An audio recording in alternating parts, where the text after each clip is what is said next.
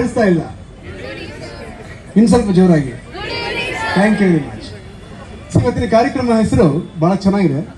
ಖಾನ, ಗಾನ ಮತ್ತು ಮತ್ತು ಜೋರಾಗಿ ಹೇಳಿ. ಇದು ಬಹಳ ಚೆನ್ನಾಗಿದೆ.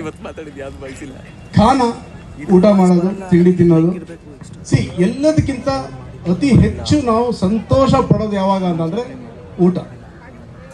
ಯಾಕೆ ಅಂತಂದ್ರೆ ನಾರ್ಮಲ್ ಆಗಿ ನಾವು ಊಟ ಮಾಡೋದು ಯಾವಾಗ ಹೊಟ್ಟೆ ಹಸ್ದಾಗ ಊಟ ಮಾಡಿದಾಗ ಚೆನ್ನಾಗಿರುತ್ತೆ, ತುಂಬಾ ಹಸ್ದಾಗ ಇನ್ನೂ ರುಚಿಯಾಗಿರುತ್ತೆ ಅನ್ನೋ ಮಾತು ನಾವು ಹೇಳ್ತಾ ಇರ್ತೀವಿ.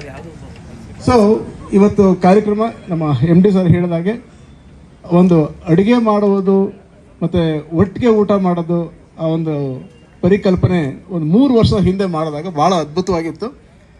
ಆ ನೆನಪು ಇವತ್ತಿಗೂ ನಾವು ನೆನೆಸ್ಕೊಳ್ತಾ ಇರ್ತೀವಿ. ಪ್ರತಿ ವರ್ಷ ನಾವು ಪಾಟ್ಲಕ್ ಅಂತ ಬೇರೆ ಬೇರೆ ಥರ ಮಾಡ್ತೀವಿ. ಇಲ್ಲೇ ಬಂದು ಅಡುಗೆ ಮಾಡಬೇಕು ಅನ್ನೋದು ಒಂದು, ಇಲ್ಲಿ ಊಟ ಮಾಡೋದಕ್ಕಿರೋ ಸಂತೋಷ ಜೊತೆಗೆ ಅಡುಗೆ ಮಾಡೋದು ಸಂತೋಷ ಇನ್ನೂ ಚೆನ್ನಾಗಿದೆ. ಯಾಕಂದ್ರೆ ನಾನು ಅಡುಗೆ ಕಲ್ತಿದ್ದು ಒಂದು 10-15 ವರ್ಷ ಹಿಂದೆ.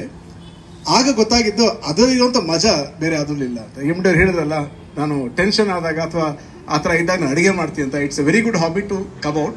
ಪ್ಲಸ್ ಅಡುಗೆ ಮಾಡಿದ್ಮೇಲೆ ಯಾರಾದ್ರೂ ಬಡಿಸ್ತೀವಲ್ಲ ಅವ್ರದ್ದು ಫಸ್ಟ್ ಕೇಳ್ತೀವಿ. ಆ್ಯಕ್ಚುಲಿ ಈಗ ನೋಡಿ 8-9 ಗಂಟೆ ಊಟ ಮಾಡ್ತಿರ್ಬೇಕಾದ್ರೆ ಮತ್ತಿಗೆ ಬಂದು ಕೇಳ್ತಾರೆ, ಸರ್ ಚಿಕನ್ ಚಾಪ್ಸ್ ಚೆನ್ನಾಗಿತ್ತು ನಾನೇ ಮಾಡಿದ್ದು.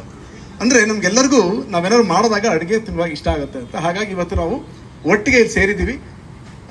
100 ಜನಕ್ಕೂ ಹೆಚ್ಚು ಜನ ಒಂದು ಫ್ಲೋರ್ನಲ್ಲಿ ಸೇರಿಕೊಂಡು ಎಲ್ಲರೂ ಒಟ್ಟಿಗೆ ಅಡುಗೆ ಮಾಡಿ ನಾವು ಒಟ್ಟಿಗೆ ಊಟ ಮಾಡಿ ಎಂಜಾಯ್ ಮಾಡೋಣ. ಇದೊಂದು ವಂಡರ್ಫುಲ್ ಈವೆಂಟ್ ಆಗುತ್ತೆ ಅಂತ ನಾನು ಖಂಡಿತ ಅಂದ್ಕೊಳ್ತೀನಿ.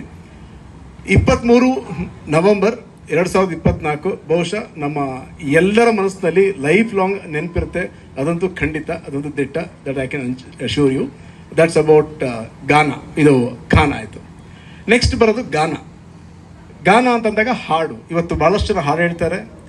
ಹಾಡು ಹೇಳಬೇಕು ಅಂದರೆ ನೀವು ಹಾಡುಗಾರ ಆಗಬೇಕು ಅಂತ ಏನಿಲ್ಲ. ಹಾಡು ಹೇಳಬೇಕು ಅಂದರೆ ಆ್ಯಕ್ಚುಲಾಗಿ ನೋಡಿ, ಯಾರು ಕೇಳಿದಾಗ ಹಾಡ್ತೀರಾ ಅಂದಾಗ, ಇಲ್ಲ ನಾನು ಬಾತ್ರೂಮಲ್ಲಿ ಮಾತ್ರ ಹಾಡ್ತೀನಿ ಅಂತಾರೆ, ನಾನು ಬಾತ್ರೂಮ್ ಸಿಂಗರ್ ಅಂತಾರೆ. ಅಂದರೆ ಎಲ್ಲರಿಗೂ ಒಂದು ಗುಣಗೋದಕ್ಕೆ ಆಸೆ ಇರುತ್ತೆ, ಹಾಡು ಕೇಳೋಕ್ಕಾಗಲಿ ಹೇಳೋದಕ್ಕಾಗಲಿ.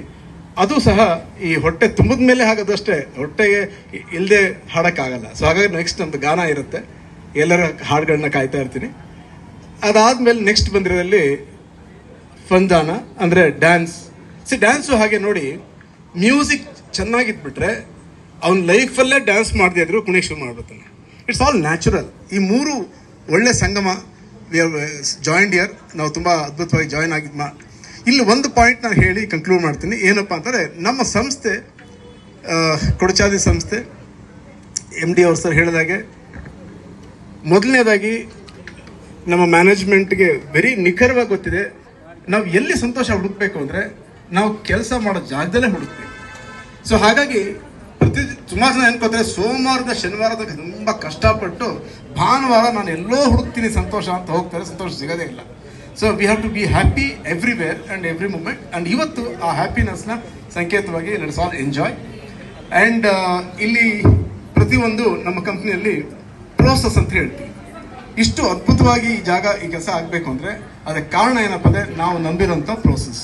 ಅಂದರೆ ಇದು ಅಚ್ಚುಕಟ್ಟಾಗಿ ಪ್ರೋಸೆಸ್ ಪ್ರಕಾರವಾಗಿ ಒಂದು ಕಮಿಟಿ ಅಂತ ಫಾರ್ಮ್ ಮಾಡಿ ಅದರಲ್ಲಿ ನಮ್ಮ ಗಣೇಶ್ ಅವರು ನೇತೃತ್ವದಲ್ಲಿ ಜೊತೆಗೆ ಎಲ್ಲ ಬೇರೆ ಬೇರೆ ಕಮಿಟಿ ಮೆಂಬರ್ಸ್ ಸೇರಿಕೊಂಡು ಭಾಳ ಅಂದವಾಗಿ ಅಚ್ಚುಕಟ್ಟಾಗಿ ಮಾಡಿದ್ದಾರೆ. ಜೊತೆಗೆ ಆ ಪ್ರೋಸೆಸ್ನ ಅಷ್ಟು ಚೆನ್ನಾಗಿ ನಮಗೆಲ್ಲ ಗೊತ್ತಿರೋಂಥ ಪ್ರತಿಯೊಂದು ಟೀಮ್ನವರು, ನಾನು ನೋಡ್ತಾ ಇದ್ದಾಗೆ ಒಂದೊಂದು ಟೀಮ್ನವರು 4 ದಿನದಿಂದ ಅದ್ಭುತವಾದ ಒಂದು ಪ್ರೋಸೆಸ್ಸು ಪ್ರಾಕ್ಟೀಸ್ ಎಲ್ಲ ಮಾಡ್ಕೊಂಡು ಬಂದಿರೋದ್ರಿಂದ ಇಲ್ಲಿ ಕಾರಣ ಎಲ್ಲದಕ್ಕೂ process and finally what's called team work. Team work ಅಂತಂದಾಗ ಒಂದು ಚೈನ್ ಇರುತ್ತೆ.